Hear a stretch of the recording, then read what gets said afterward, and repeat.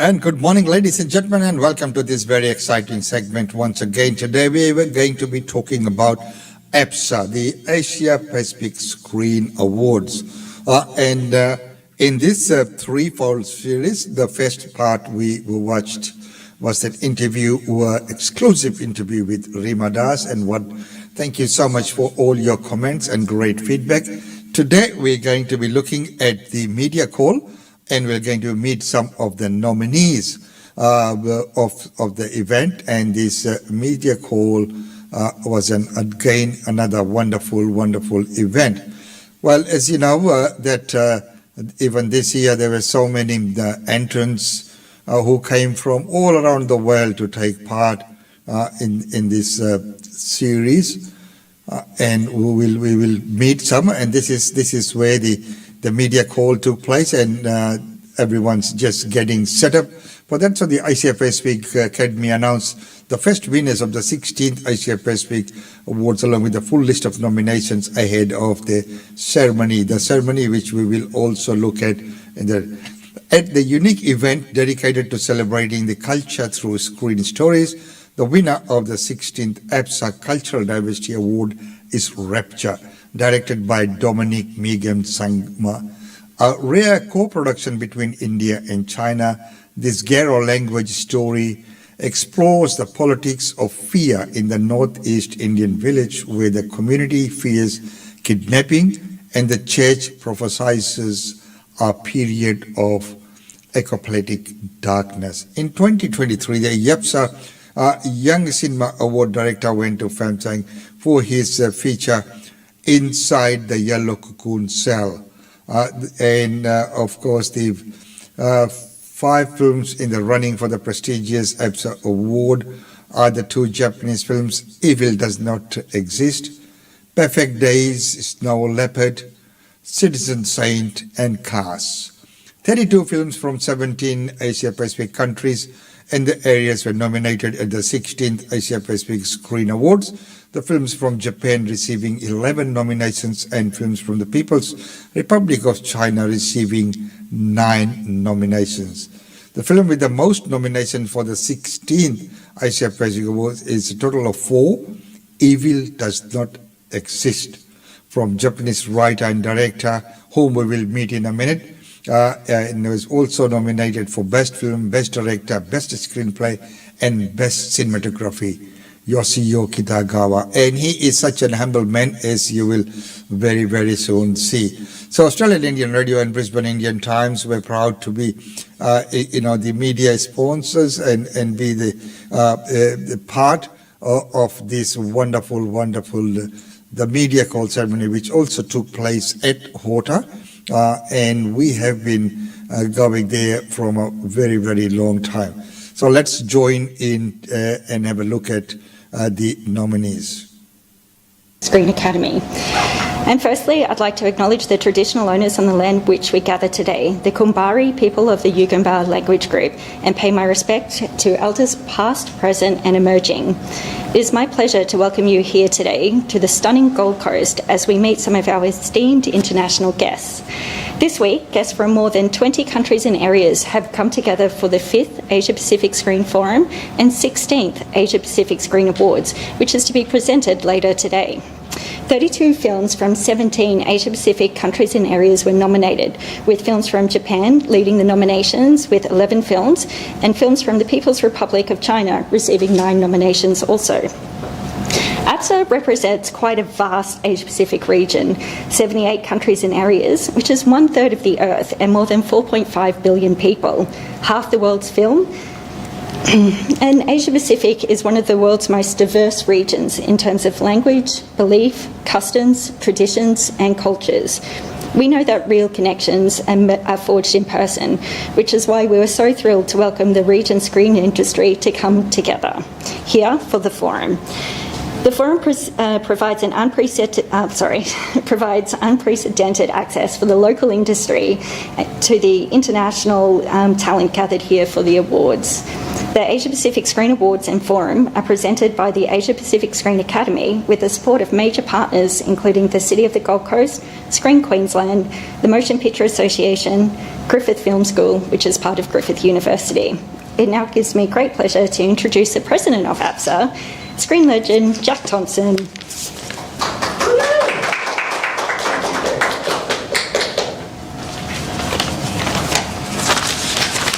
Thank you, Jackie.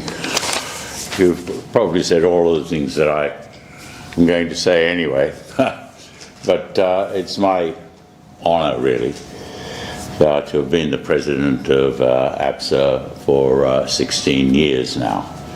A delight, I have to say.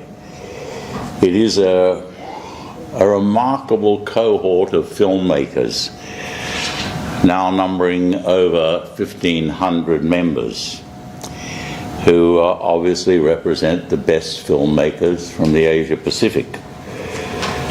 And the Academy unites our region that spans, as Jackie said, 4 continents, 78 countries, and half the world's filmmakers. But APSA isn't just about accolades and recognition. It's also about celebrating a remarkable tapestry of talent and diverse stories from all over the world.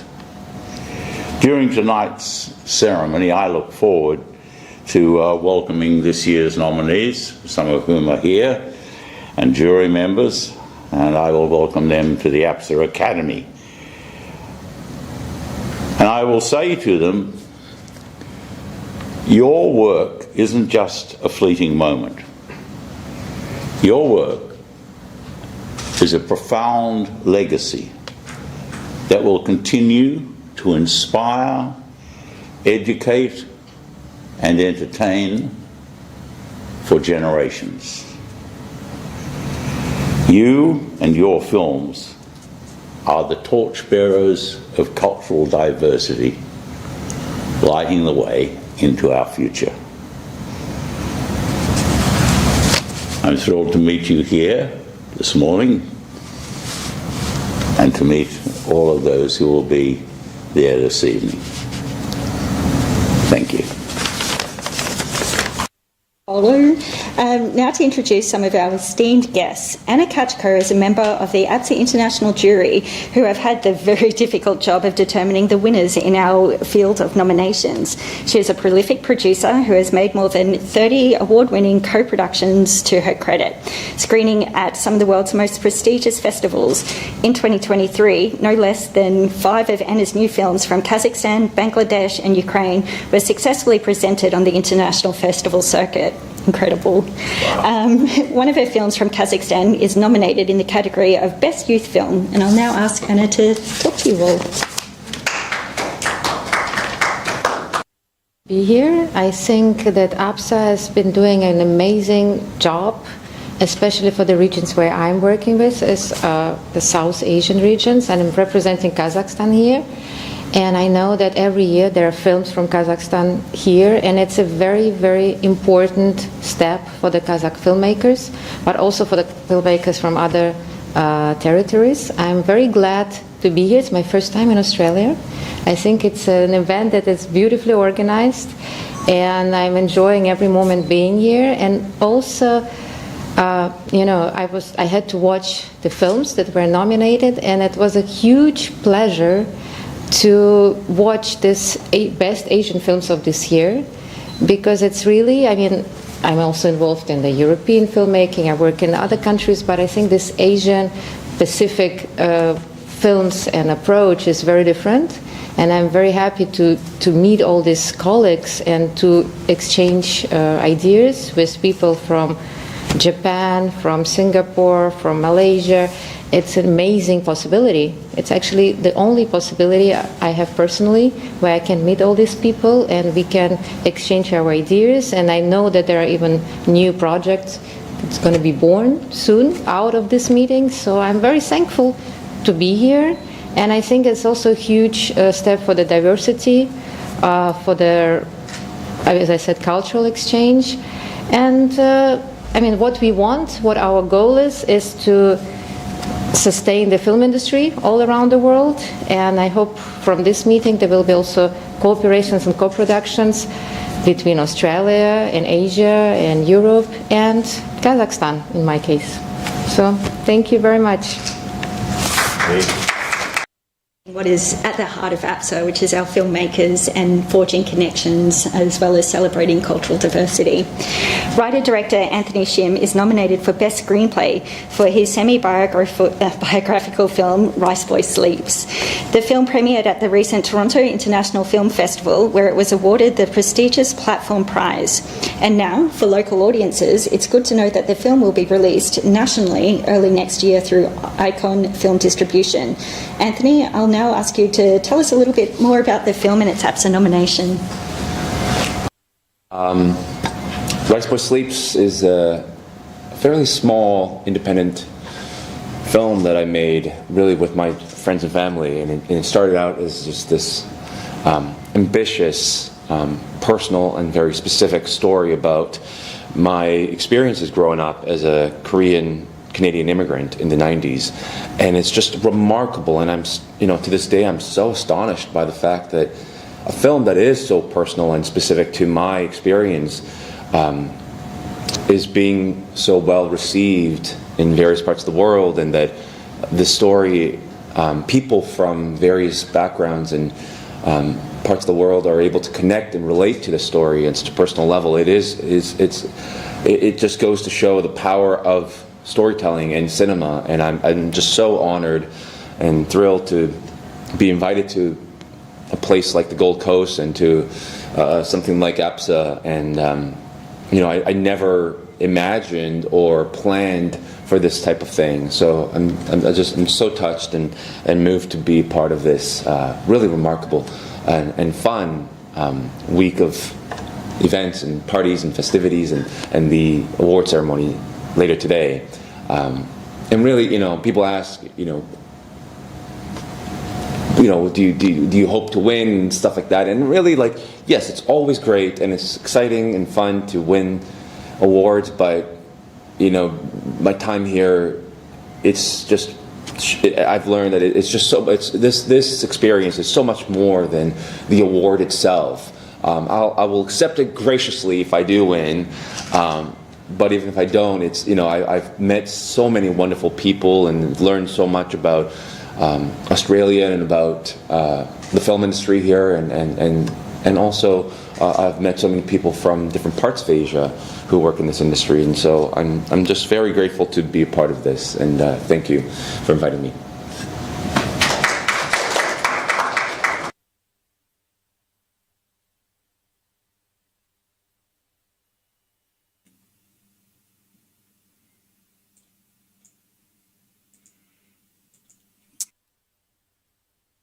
So there you are, ladies and gentlemen, up to date on Australian Indian Radio. Sorry for the little bit of delay there. I thought there was just another one of the interviews.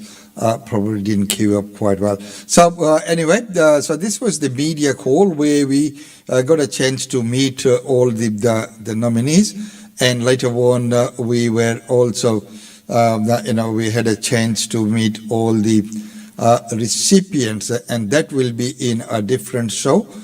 We will bring to you the full awards and the ceremony, and we will look at the recipients. And there's Jack Thompson there with me as well. Because Jack, Des Power and myself, we go back to the drawing board in 2007 when APSA was being planned. There were some ideas on how it would be and what would be the final outcome. And as we have seen, that it went to Gold Coast, came to Brisbane, and now it's back at Gold Coast in a slightly different format, I must say. Well, ladies and gentlemen, until tomorrow, it's goodbye from us.